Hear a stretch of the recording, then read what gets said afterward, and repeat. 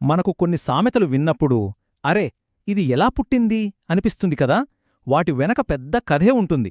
ఈరోజు మనం అలాంటి ఓ విచిత్రమైన తమిళ సామెత వెనక ఉన్న కథేంటో చూద్దాం. ఆ సామెతేంటంటే వరవరమామి కరుదైపోల్ ఆనాల్ అంటే కొద్ది కొద్దిగా అత్తగారు గాడిదలా మారారు అని. భలే వింతగా ఉంది గదా వినడానికి. అసలు ఓ మనిషి గాడిదలా ఎలా మారతారు? దీని వెనకున్న అసలు కథేంటి? అయితే ఈ సామెతను ఎప్పుడు వాడతారంటే ఎవరైనా సరే తమ చదువులో కాని, ఉద్యోగంలో కాని, జీవితంలో కాని మెల్లమెల్లగా వెనక్కి వెళ్ళిపోతుంటే వాడతారన్నమాట. కాని ఒక మనిషి వెనక్కి వెళ్ళిపోవడానికి, అత్తగారు గాడిదగా మారడానికి సంబంధమేంటి? ఈ ప్రశ్నకు సమాధానం ఒక పాత కథలో ఉంది. సరే, ఈ కథ మూలాల్లోకి వెళ్తే ఇది ఒక బ్రాహ్మణుడి కుటుంబానికి సంబంధించిన కథ. ఇక్కడ అసలు విషయమేంటంటే ఒకే ఇంట్లో ఉంటున్న ఇద్దరు తల్లుల జీవితాల్లోని తేడా. ఈ కథలో మనకు నలుగురు ముఖ్యమైన పాత్రలు కనిపిస్తారు. ఒకరేమో చాలా మంచివాడు, కాని భార్య మాట జవదాట్లేని ఒక బ్రాహ్మణుడు.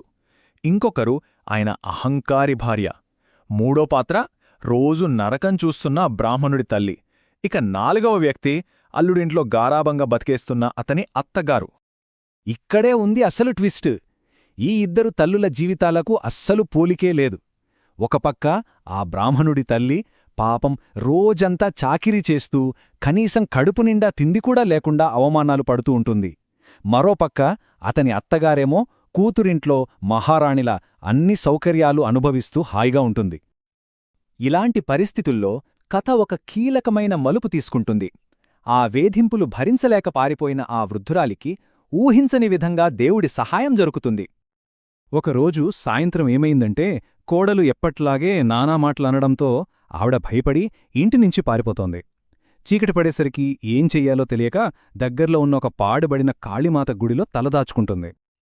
అప్పుడు అర్ధరాత్రి ఆ గుడిలోని దేవత కాళీమాత ఆవిడ ముందు ప్రత్యక్షమవుతుంది. తన దివ్యదృష్టితో ఆ తల్లి పడుతున్న కష్టాలన్నీ నిజమేనని తెలుసుకుంటుంది. ఆమెపై జాలిపడి ఒక మామిడిపండు చేతికిచ్చి ఇది తిను, నువ్వు మళ్లీ పడుచుతానివైపోతావు అని వరమిస్తుంది. పొద్దున్నే తల్లికోసం వెతుక్కుంటూ కొడుకక్కడికొస్తాడు. విషయం తెలుసుకుని ఆ పండు మొత్తం తన తల్లిచేతే తినిపిస్తాడు.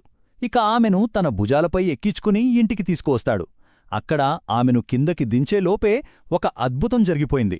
ఆ ముసలావిడ 16 ఏళ్ల పడుచుపిల్లలా మారిపోయింది. ఊహించండి. ఇక ఇక్కడ్నుంచి కథ మరో మలుపు తీసుకుంటుంది. ఇంట్లో తన అధికారం పోయిందని గ్రహించిన కోడలు అసూయతో రగిలిపోతూ ఒక ప్లాన్ వేస్తుంది. ఇప్పుడు చూడండి, తన అత్త యవ్వనవతిగా బలంగా మారిపోయింది గదా. ఇంకేముంది, కోడలి పెత్తనం ఇక చెల్లదు. దాంతో తన తల్లికి కూడా అదే అద్భుతం జరిగేలా చేసి మళ్లీ పవర్ తన చేతుల్లోకి తీసుకోవాలని నిర్ణయించుకుంటుంది. అందుకే తన తల్లికి రహస్యంగా ఇలా చెప్తుంది, అమ్మా, నువ్వు కూడా ఆ గుడికి వెళ్ళు. నీ కూతురు అంటే నేను నిన్ను చిత్రహింసలు పెడుతున్నారని దేవత దగ్గర అబద్ధం చెప్పు. అప్పుడు ఆవిడ జాలిపడి నీక్కూడా ఒక పండు ఇస్తుంది అని నూరిపోస్తుంది. కూతురు చెప్పినట్టే ఆవిడ కూడా చేస్తుంది. కాని సర్వం తెలిసిన కాళీమాతకు ఈ అబద్ధం తెలియకుండా ఉంటుందా? ఆమె చెప్పేది పచ్చి అబద్ధమని దేవతకు వెంటనే అర్థమైపోతుంది. అయినా సరే ఏమీ తెలియనట్లు నటించి ఆమె చేతిలో కూడా ఒక పండు పెడుతుంది. కాని దాని వెనక ఒక పెద్ద ప్లానుంది. వాళ్ళకి ఒక గుణపాఠం నేర్పాలనేదే ఆ ఉద్దేశం. సరే, ఇక్కడి నుంచే కథ క్లైమాక్స్కి చేరుకుంటుంది. ఈ రెండో ప్రయాణం ఆ కుటుంబానికి ఒక పీడకలగా ఎలా మారిందో చూద్దాం. భార్య చెప్పింది కదా అని ఆ బ్రాహ్మణుడు తన అత్తగారిని కూడా భుజాలపై ఎక్కించుకుని ఇంటికి బయలుదేరతాడు. దారిలో ఆమెడ ఆత్రంగా ఆ పండు మొత్తం తినేస్తుంది. సగం దూరం వెళ్ళాక అతనికి ఏదో తేడాగా అనిపిస్తుంది. బరువుగా, వింతగా. ఏంటా అని వెనక్కి తిరిగి చూస్తాడు. అంతే, షాక్! తన భుజాలపై ఉన్న ఆకారం మెల్లమెల్లగా గాడిదలా మారుతోంది. అతను భయంతో ఎన్నిసార్లు తిరిగి చూస్తే ఆ మార్పు అంత స్పష్టంగా కనిపిస్తోంది.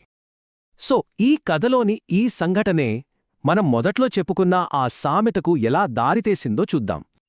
అలా భయంతోనే ఇంటికి చేరుకుని భుజాలపై ఉన్న భారాన్ని కింద దించబోతుండగా అది అతని భుజాల మీదునుంచి దూకి వోండ్ర పెడుతూ ఒక పూర్తి గాడిదగా మారి అక్కడ్నుంచి పారిపోతుంది. చూశారా, వాళ్ల దురాశ, అసూయ ఎంత భయంకరమైన ఫలితాన్ని ఇచ్చిందో? నిజానికి ఈ సామెత పూర్తి రూపమేంటంటే కొద్దిగా అత్తగారు గాడిదలా మారారు, ఊరు సమీపిస్తున్న కొద్దీ వండ్ర పెట్టడం మొదలుపెట్టారు అని. ఈ రెండో భాగం ఆ మార్పుని ఇంకా స్పష్టంగా, కొంచెం హాస్యంగా కూడా చూపిస్తుంది. చూశారా, ఇలా ఒక కథ అక్షరాలా ఒక సామెతగా ఎలా మారిందో, కథలో ఆ అత్తగారు ఎలా అయితే మెల్లమెల్లగా గాడిదగా మారిందో, అలాగే నిజ జీవితంలో కూడా దురాశ, అబద్ధంలాంటివి మనిషిని మెల్లమెల్లగా పతనానికి దారితీస్తాయని చెప్పడానికే ఈ సామెతను వాడతారన్నమాట. ఇది మనల్ని ఒక మంచి ప్రశ్నకు దారితీస్తుంది. అదేంటంటే, మనం రోజూ వాడే ఇలాంటి సామెతలు, మాటల వెనుక ఇంకా ఎలాంటి కథలు దాగి ఉన్నాయో కదా.